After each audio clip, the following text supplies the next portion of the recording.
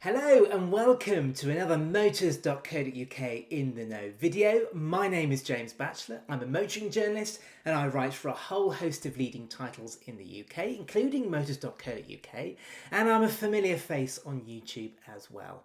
Now this month I'm answering questions to do with a vehicle's emissions, and all these have been sent in by Motors.co.uk users.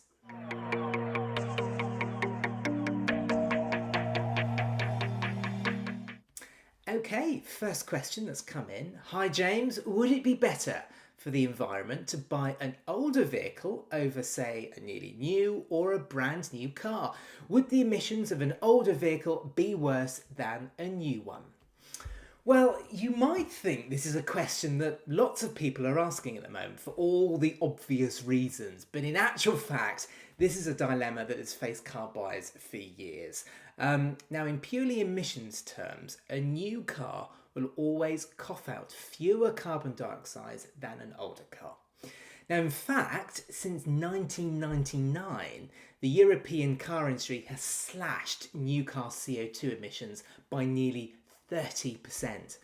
Now, the average emissions of a new car sold in the EU, Iceland, Norway, and the UK in 2019 were just over 122 grams per kilometre. Now, that's below the 2015 to 2019 target of 130 grams per kilometre, but it's way above the next target.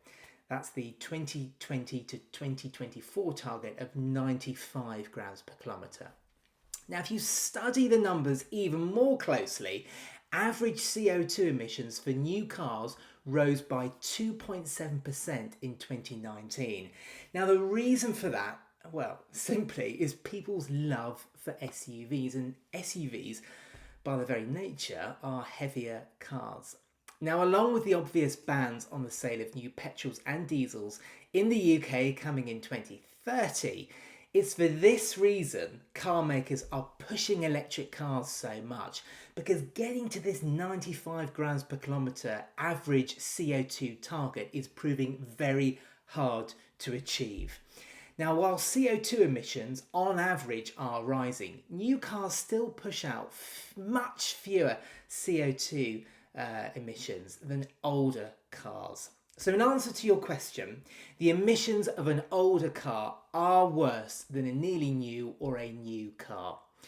Now, whether it's better for the environment to drive an older car that's already been built than buy a brand new one and be contributing to the enormous carbon footprint involved with building a new car, well, that's a whole different question. And where you stand on this is something I can't comment on, but hopefully I have answered your main question there. Okay, second question that's come in. Hi, could you explain to me what vehicle emission numbers actually mean? What is good and what isn't? Right, now cars with a petrol or a diesel engine, or a hybrid which combines petrol or diesel with an electric motor. Now, these cars produce carbon dioxide, or CO2, from the exhaust pipes. And when you're looking at a car's technical data, that's what's listed as a car's emissions. It'll be a figure followed by the letter G/km, which means that's the amount of grams of CO2 that are emitted each kilometre driven. Now, broadly speaking, the smaller the car and the smaller the engine, the fewer carbon dioxides are emitted. And conversely, generally speaking, the larger the car and the larger the engine, the more CO2 is produced. Now, as already discussed in the previous question, CO2 figures have come down dramatically in the past 20 years, but some cars, even like-for-like models, are better than others. Now, of course, the amount of CO2 that a car produces directly corresponds to the amount of VED, or road tax, a driver pays.